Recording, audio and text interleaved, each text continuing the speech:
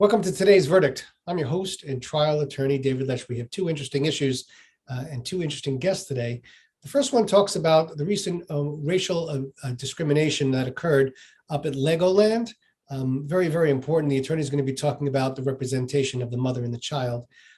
Next up, we have an employment discrimination lawyer, very, very renowned. He's been on the show before. Really important stuff, and he's going to walk you through what you should do if you have financial compensation coming to you, but unfortunately you've been fired. As you can see, we have much to get to, so stay tuned. Today's verdict starts right now.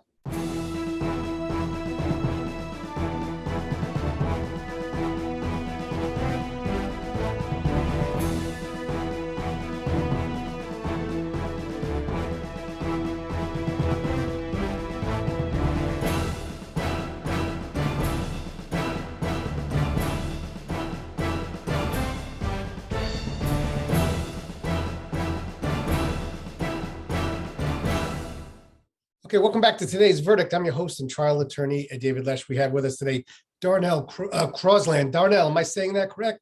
Crosland, is that correct? Yes, Crossland, just like crossing the land, drop the second S for savings. I love it. All right, so I know we're going to be talking a little bit about racism and class actions, in particular with Brianna Ramsey and the Legoland theme park.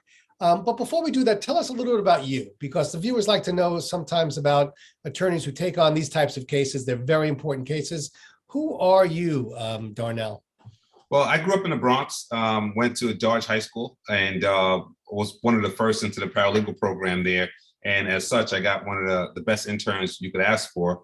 I worked with Bronx Legal Aid as a high school student in the housing division. And so what we did was try to make sure people had heat in the summers. In the winters. They didn't need it in the summers. And that propelled me to continue to pursue law. I went to Bronx Community College on the weekend for a law class. Grew up in inner city, so opportunities weren't in abundance. But I reached out because I wanted to help people. And so today I practice as a solo practitioner. And I do mostly criminal law throughout New York, Connecticut, federal and state, and do a lot of civil rights stuff as well. So you're a Bronx guy like I am, so you know what it's like to represent those who really need it the most, who don't have anything. And class actions many times go a long way in protecting those who've been discriminated against, those who have to fight the big guy. In this situation, Legoland. Why do you like class actions? What makes you drawn to take on these types of cases?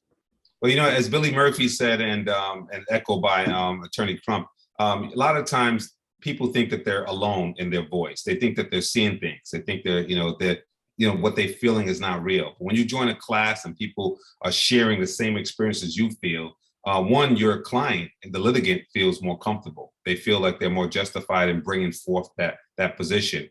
Secondly, you have resources to share because everyone is pooling their resources together.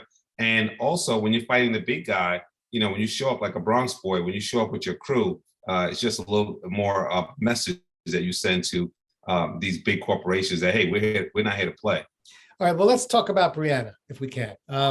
Talk about what happened to her at Legoland. Why don't you give the viewers a little bit of a synopsis of what you're claiming occurred back at the theme park, if you could.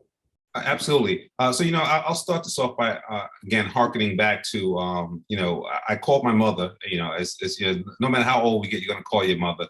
And I called my mother and told her about what was going on. And she said, do me a favor and research Yolanda King and Martin Luther King. And I did.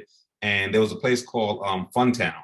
And Yolanda King wanted to go to that fun theme park. And Martin Luther King had to tell her in a famous letter, the letter from the Birmingham jail, that Blacks weren't allowed in those parks. Well, on June 14th, 2022, we're still seeing remnants of that same thing that Dr. King and Yolanda King, his daughter, had to deal with. My client, Brianna Ramsey, along with her sister-in-law, went to Legoland.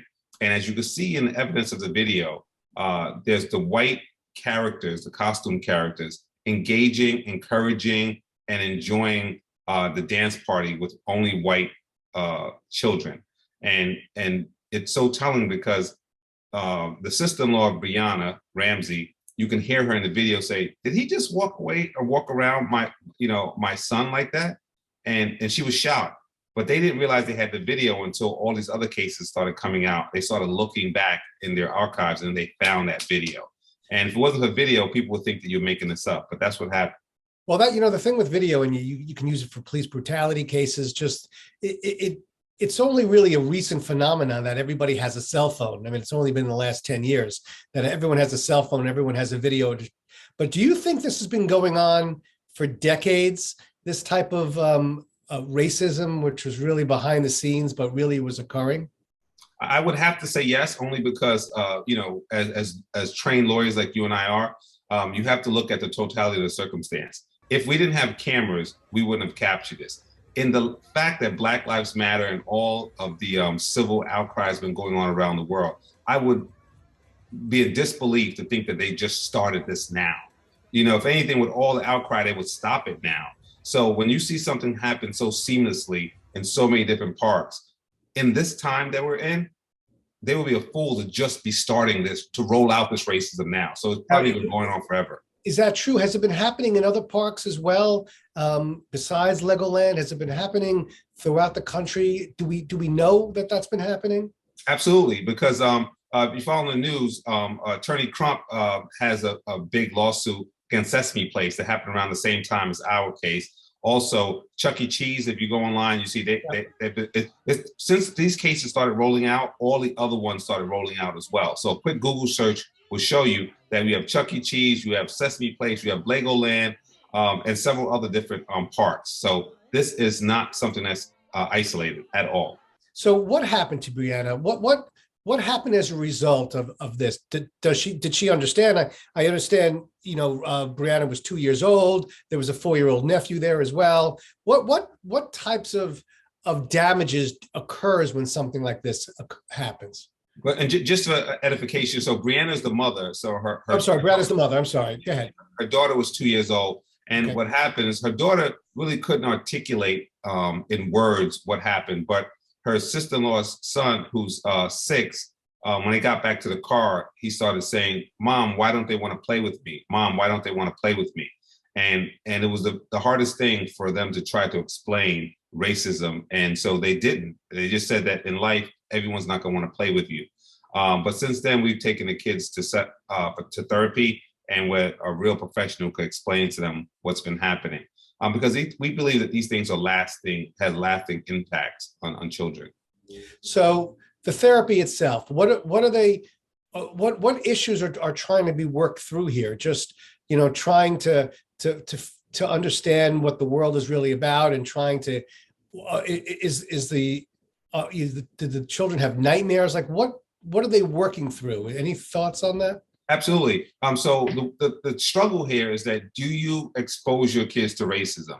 And the idea is that when children are born, they're born without any preconceived notions. So you want them to matriculate through this life without any of this stuff that we adults carry. But when experiences like this start to happen, you ask yourself, do you lie about it or do you address it? So the therapy just started. And so I don't know what modules the therapists will use, but we've made it clear that this is what happened, and we want them to be able to discuss it and feel comfortable and not blame themselves for it. So we'll see how it rolls out. Those are very private sessions, so I can't give you the breakdown. Now, what defense are you anticipating? Is it that this really didn't happen? It was just it was an oversight.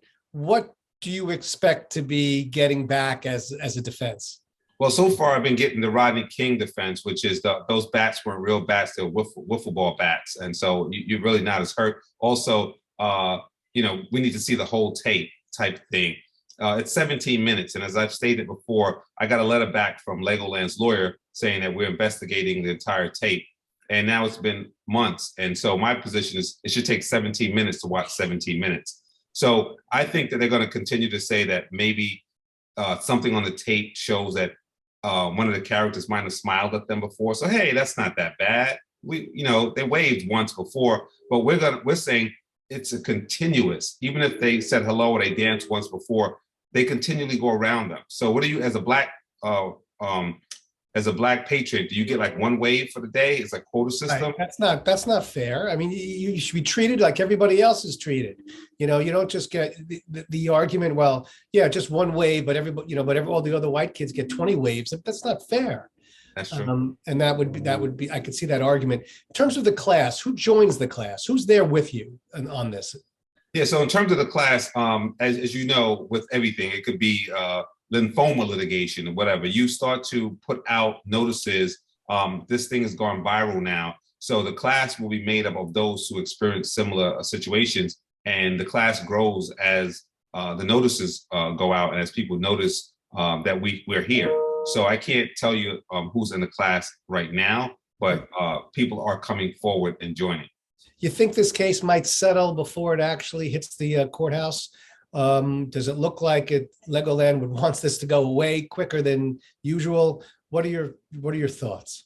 My thoughts are that people who do things in an inappropriate way should settle it. And once one judge told me that, if the two people who are involved can settle things as opposed to taking it to a person in a Black robe that don't know them, that's the best way to do so. So I think Legoland has a lot of training to do for their workers. They have a lot of apologizing to do for us. They should cover therapy. They should reimburse us the cost of that day. And they should respect a request for some kind of financial compensation for what these kids have gone through, as opposed to letting someone else decide that. If they were wise, they would do that.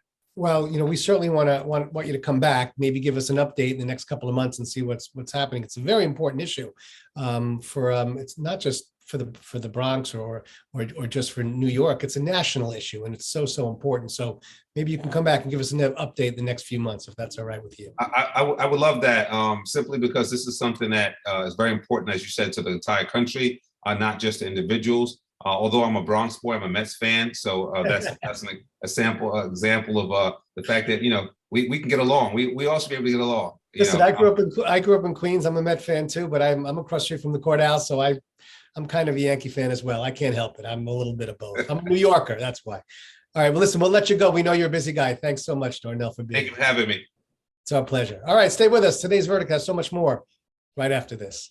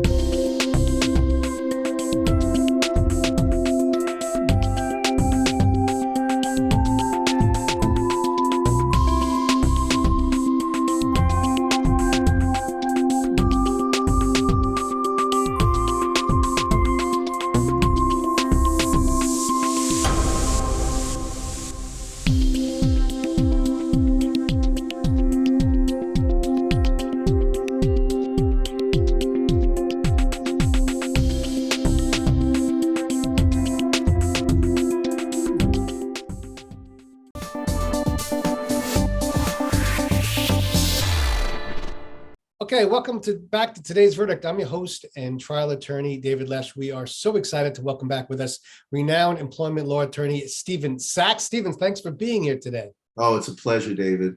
Well, you're so good at what you do, but I know that, and you have been on before, but it's been a while. So let's refresh the viewers on terms of the type of work you do, a little bit about you, if you could. Great. Well, I've been practicing for 42 years, believe it or not, and I've represented thousands of fired executives and employees. You and I interviewed years ago on another book that I wrote, and this is just a continuation of my work. I'm not stopping, I'm not slowing down, and I'm just going to keep fighting for justice and helping people. Now, you've written many books, okay? What was the impetus for this book? Like, what made you decide to continue?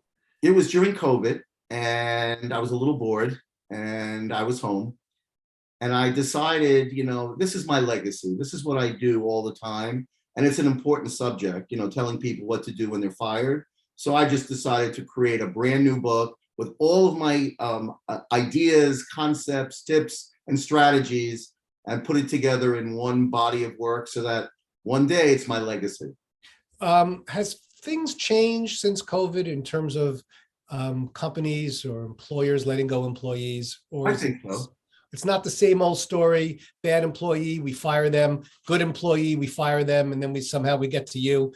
Has their relationship changed because of, Zoom or the way things are dealing? What are your thoughts on that? Well, many people are fired, remotely now. So they're bummed out, they're shocked. But I think what COVID did was it accelerated even though, so many people are being hired and, it's very difficult not to get a job these days. But all I know is the volume of firings has increased dramatically. And I find that companies are still more than willing to up the ante and give you a better deal if you know what to say. And instead of bowing your head and shuffling your feet out the door when you get fired, doing something about it. What are the elements that you see? Is it employment discrimination? Is it sexual harassment, employment harassment? What are the different areas of law? Because it's not all one thing. It's all of the above, but it's still the same old story. Let me give you the concept. If you're fired suddenly right before an expected financial benefit, something is wrong. In other words, if you're fired right before a bonus or a commission, or you're close to a pension or profit sharing, vesting, or stock options, right? And they fire you, that's the key that something is wrong. And you should go back in and assert yourself and say, but for the firing, I would have gotten those benefits. So it's really, I don't look at it sexual harassment, age discrimination, equal pay. I don't look at it that way, although those facts may materialize. Essentially, in the event that you are fired right before an expected financial benefit, then something is wrong. So let's say I'm that person and I was about to get this windfall and a bonus, this windfall, and all of a sudden I'm let go before the time, it's a week before the bonus comes. What do you ask me to get for you to in terms of records or anything before I even see you? Because someone watching today might think, oh, I should just call Stephen, but there's other things that you have to do. Am I correct? Not necessarily. And by the way, David, it may not be a windfall. It may be a contractually obligated benefit that the company agreed to pay. For example, if you several years ago started working there and the company agreed to pay you a 10% annual bonus, and let's say the fiscal year for the company is September 30th, to the following, August 31st, right? And now it's the end of August, and guess what? They fire you, let's say 2 weeks before you're about to get that bonus. It's not a windfall. It's something that you earned and you worked hard for the year. You're entitled to get it. Does one employee lead to another employee? Do you find that sometimes when you take on one particular employee, oh, my coworker, same thing happened, or not really? Well, it's important to know that, but generally speaking, I advise clients not to speak to other coworkers. You might think that there's safety in numbers, but as an example, most separation agreements that you're going to be required to sign have confidentiality clauses in it. And I don't want you to be accused as the terminated executive of speaking to somebody else and violating the spirit or the language of that agreement. So what I try to do is, it's nice to know that maybe other people in the past have threatened to sue the company or have asserted themselves, but I don't want you to speak to anyone about it. I like to do it on my own, essentially. Do you find it's the bigger companies that seem to be the targets lately, or is it the smaller companies, or a little bit of both? I think it's all the above. Most companies, unfortunately, people don't call me and say, how's the flounder fishing season, Mr. Stack? They call me to tell me they were fired and they think there's some money on the table that they're owed. And whether it's a big company, if it's a small company, we have other issues, collecting the amount of money. Sometimes companies, I find lately, a lot of companies are firing my clients because of budget cutbacks and financial considerations, which they have the right to do. But then are they good for the money when I try to go after it, Now, interestingly, in terms of the economy, they say that there are too few workers for the jobs that are necessary, right? And that seems to be the headline. Well, Yes. if that's the case, there should be fewer firings. Is Yeah. that true or not true? What do you No, think? there should be, but I just, maybe it's that more and more people have heard of me and are working with me. And Yeah. by the way, my practice has changed dramatically. You talked about like meeting a client or looking at documentation. Virtually all of my work now is done online by phone. I don't go into my Park Avenue office or Garden City, Long Island office as much as I used to. Clients find me online. They read my reviews. Fortunately, I have hundreds of 5-star Google, Avo, and Yahoo reviews, so they're impressed with that. And they know that I'm the real deal. I'm honest. I'm not looking at this as a money thing. I'm looking at this to help them truly. So they hire me by phone. They pay me by Zelle or Venmo mostly. We get right into the matter. We do an hour consultation by phone. We analyze their case, and then most of them then hire me to speak to the company to try to get a better deal. And believe it or not, my statistics show that more than 80% of people that hire me, I do better for them. Now, I might only get them another 2 weeks, a couple of $1,000s. I may get them $100,000 more.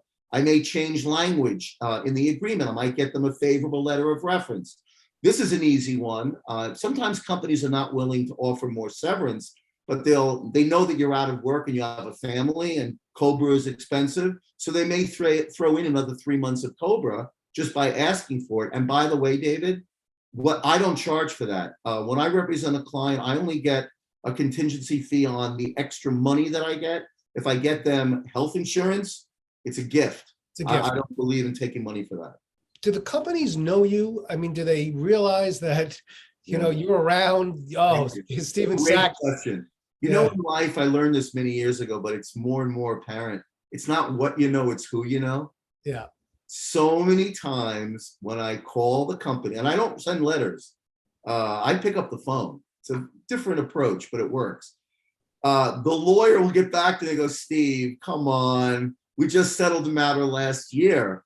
So many of the lawyers that are on the other side representing the companies I've gone against, they like me because they know I'm pragmatic.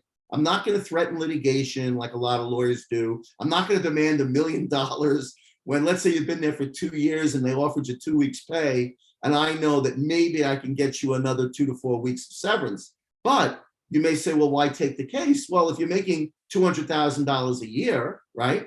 Another 2 weeks is $8,000. It's a lot of money. So the answer is yes. Relationships are very important, just like our relationship. I was on your show 20, 30 years ago, and we still remember each other. It's very important. Do you have to try any of these cases, or do most of them get worked out in some respect? Most of them get worked out, but fortunately, I've been pretty busy in the litigation field. I work with another lawyer by the name of Scott A. Lucas. He's brilliant as a great litigator, and we've won some very large multi-million-dollar breach of contract and discrimination jury verdicts. We won a case up in your neck of the woods. We represented 3 pregnant women in the Bronx. We got a Bronx jury.